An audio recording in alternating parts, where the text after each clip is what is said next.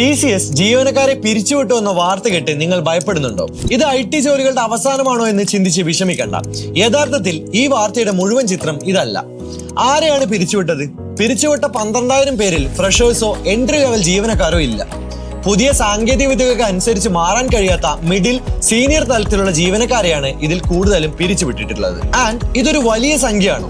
TCSന് 6 ലക്ഷത്തിലധികം ജീവനക്കാരുണ്ട്. ഇതിൽ വെറും 2% താഴെ മാത്രമാണ് ഇപ്പൊ ഈ പിരിച്ചുവിടൽ നടന്നിട്ടുള്ളത്. അതുകൊണ്ട് തന്നെ ഇതൊരു കൂട്ട പിരിച്ചുവിടലായി കണക്കാക്കേണ്ടതില്ല. AI മാത്രമാണോ ഇതിന് കാരണം? AI മാത്രമല്ല. കാരണം ക്ലയന്റിന്റെ ആവശ്യങ്ങളിൽ വന്ന മാറ്റങ്ങളും പഴയ ടെക്നോളജികളിൽ മാത്രം പ്രവർത്തിക്കുന്ന ജീവനക്കാരും ഈ തീരുമാനത്തിന് പിന്നിലുണ്ട്. ഇത് കമ്പനിയുടെ ഒരു പുനഃസംഘടനയാണ്. വിഷമിക്കേണ്ട, കാരണം ഇതാണ്: അവസരങ്ങൾ കുറഞ്ഞിട്ടില്ല. ഇത്തരം പിരിച്ചുവിടലുകൾ മുൻപും ഉണ്ടായിട്ടുണ്ട്. 2008, 2015 പോലുള്ള വർഷങ്ങളിൽ ഓരോ തവണയും IT മേഖല കൂടുതൽ ശക്തമായി തിരിച്ചു വന്നിട്ടുമുണ്ട്. കഴിഞ്ഞ വർഷം മാത്രം TCS 40,000-ലധികം ഫ്രഷേഴ്സിനെ നിയമിച്ചു. ഇൻഫോസിസ്, വിപ്രോ പോലുള്ള മറ്റ് കമ്പനികളും ഇപ്പോഴും ധാരാളമായി എൻട്രി ലെവൽ ജോലികൾ നൽകുന്നുണ്ട്.